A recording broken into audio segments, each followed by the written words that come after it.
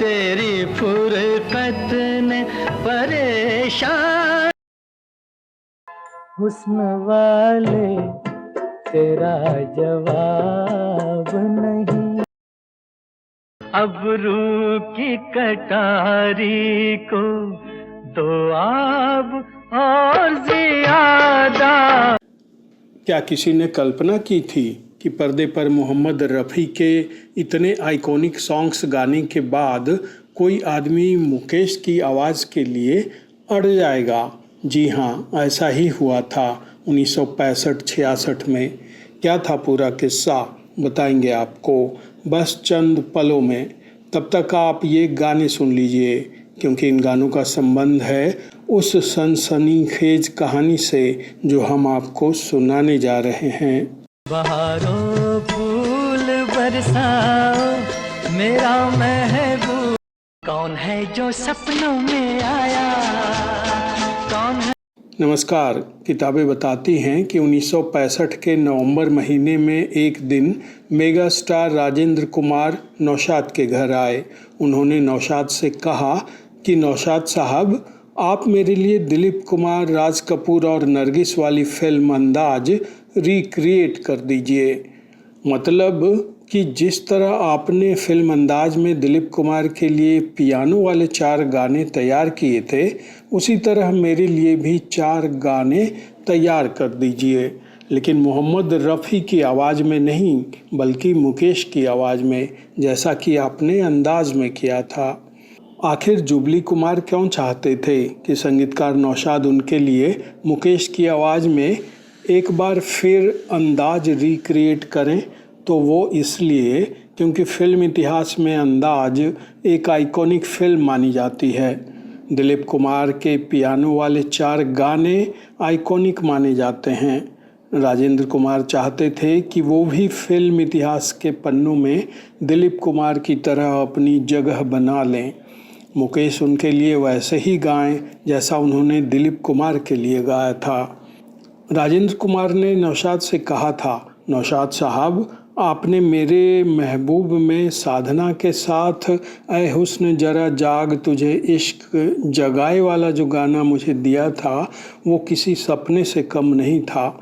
रफ़ी साहब ने जो गाया था वो अलौकिक था, लेकिन अब वो मेरी आवाज़ बन चुके हैं, ये दुनिया जानती है। लेकिन नौशाद साहब, मैं चाहता हूँ कि पर्दे पर मेरी आवाज़ अब मुकेश बने, ठीक उसी तरह जैसे अंदाज में दिलीप कुमार के लिए बने थे। आपने अंदाज में पियानो वाले 4 हीरे जैसे गाने दिलीप कुमार के लिए तैयार किए थे, अब मेरे लिए भी वैसे ही 4 गाने तैयार कर दें। नौशाद साहब, आप अपने म्यूजिक रूम में पियानो पर जाएं और पियानो पर अपनी उंगलियां चलाएं और तभी बाहर आएं जब आपको लगे कि आपने मुकेश के लिए 4 धुनें तैयार कर ली हैं। मैं चाहता हूं कि आपकी इन 4 धुनों के लिए गीतकार मजरूह सुल्तानपुरी गाने लिखें और मुकेश इन 4 गानों को गाएं। इसके बाद हम इन गानों को रिकॉर्ड करेंगे। इन 4 गानों को आप अंदाज के फ़ोटो प्ले की तरह तैयार करें। इसके बाद हम स्क्रीन प्ले राइटर खोजेंगे जो दिलीप कुमार, नरगिस और राज कपूर का अंदाज वाला जादुई असर पैदा कर सके। एक बार स्टोरी लाइन तैयार हो गई तो फिर हम बाकी के 2 लीड कास्ट की तलाश करेंगे जो मेरे साथ मैच कर सकें। नौशाद साहब, इसके बाद आपका रोल ये होगा कि आप फिल्म की लीड लेडी के लिए लता मंगेशकर से गाने गवाएं। बाकी का काम आप हमारे स्टार पावर पर छोड़ दीजिए। कहा जाता है कि उस समय राजेंद्र कुमार मेगा स्टार थे। यदि वो चाहते कि कोई फिल्म किसी खास तरह से तैयार की जाए तो वो इसे सफलतापूर्वक अंजाम दे देते थे। नौशाद की स्थिति तब ऐसी नहीं थी कि वो राजेंद्र कुमार को ना कह सकें। राजेंद्र कुमार के जाने के बाद नौशाद ने 1949 में आई फिल्म अंदाज के उन 4 गानों को एक एक कर पियानो पर रिक्रिएट किया। समझो किसी के हो बैठे हम आज कहीं दिल खो बैठे हम। ये गाना नौशाद ने राग जय जयवंती में तैयार किया था। इसके बाद नौशाद अपने दूसरे गाने पर आए। तू कहे अगर जीवन भर मैं गीत सुनाता जाऊं, मन बीन बजाता जाऊं। ये गाना तैयार किया गया था राग किरवानी में। अब बारी थी तीसरे गाने की। टूटे ना दिल टूटे ना, साथ हमारा छूटे ना। ये गाना तैयार हुआ था राग भैरवी में। और अब बारी थी चौथे और अंतिम गाने की। झूम झूम के नाचो आज गाओ खुशी के गीत हो। ये गाना नौशाद ने तैयार किया था राग शिव रंजनी में। मजरूह सुल्तानपुरी ने बड़ी संजीदगी से दिलीप कुमार के लिए ये गाने लिखे थे। इस गाने में दिलीप कुमार राज कपूर के सामने नरगिस को रिझा रहे हैं। कहा जाता है कि इसके पहले दिलीप कुमार ने राज कपूर के सामने या बिना उनके कभी नरगिस को नहीं रिझाया था। तो राजेंद्र कुमार चाहते थे कि गीतकार मजरूह सुल्तानपुरी नौशाद और मुकेश के साथ मिलकर अंदाज वाला चमत्कार एक बार फिर करके दिखाएं। नौशाद का मानना था कि उस समय राजेंद्र कुमार कल्ट फिगर बन चुके थे, लेकिन अंदाज एक फिल्म फैंटेसी थी। नौशाद का मानना था कि कोशिश की जा सकती थी, लेकिन महबूब खान वाली स्क्रिप्ट वो कहाँ से लाएंगे जिसमें ये 4 गाने स्टोरी लाइन के साथ बड़ी आसानी से तैरते थे। नौशाद का मानना था कि अंदाज जैसा स्क्रिप्ट चमत्कार की तरह बस हो जाता है। ऐसा स्क्रिप्ट लिखा नहीं जाता और दोबारा तो बिल्कुल नहीं लिखा जा सकता।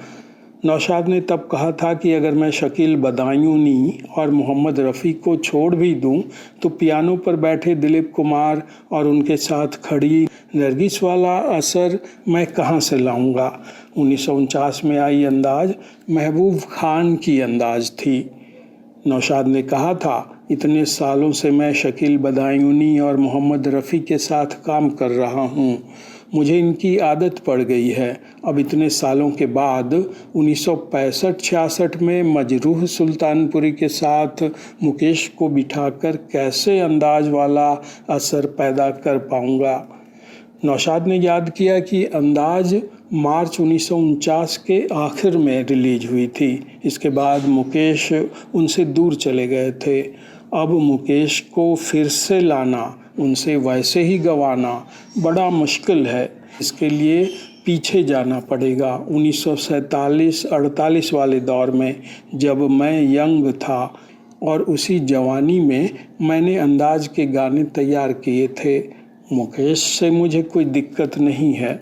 दरअसल नौशाद ने राजेंद्र कुमार के आइडिया को लेकर खुद से इतने सवाल दागे और इतना ऊहापोह जताया कि लग गया कि राजेंद्र कुमार जो चाहते थे वो पूरा होगा या नहीं, ये नौशाद भी नहीं जानते थे। 1965-66 तक राजेंद्र कुमार मेगा स्टार थे, लेकिन 1967 में आई उनकी फिल्म अमन और 1968 में आई झुक गया आसमान बुरी तरह फ्लॉप हो गई और उनका मेगा स्टार वाला इमेज चकनाचूर हो गया। इसके बाद पूरा सीन बदल गया। राजेंद्र कुमार के पास ना तो स्टार पावर रहा और ना नया कुछ करने की हिम्मत। नौशाद ने 1968 में फिल्म साथी में राजेंद्र कुमार के लिए मुकेश को लेकर कुछ करने की कोशिश की, लेकिन इससे कोई फ़ायदा नहीं हुआ। 1968 में ही आई नौशाद की फिल्म आदमी और संघर्ष भी फ्लॉप हो गई। इसके बाद राजेंद्र कुमार का मुकेश को लेकर अंदाज रिक्रिएट करने का आइडिया परवान नहीं चढ़ सका। महबूब खान की अंदाज तब भी अपनी तरह की अकेली फिल्म रही और अब भी है। पियानो वाले दिलीप कुमार के वो 4 गाने तब भी निराले थे और अब भी है। उनके आसपास अब भी कोई नहीं है। आवाज में तेरी हरदम आवाज मिलाता जाऊं आकाश पे। इस एपिसोड में आज इतना ही। अगर अब तक आपने इस चैनल को सब्सक्राइब नहीं किया है तो अब ज़रूर कर लें। अगले एपिसोड में किसी नई कहानी के साथ हम फिर होंगे हाजिर। नमस्कार। इनमें है कहानी मेरी, इनमें है तेरे अफसाने।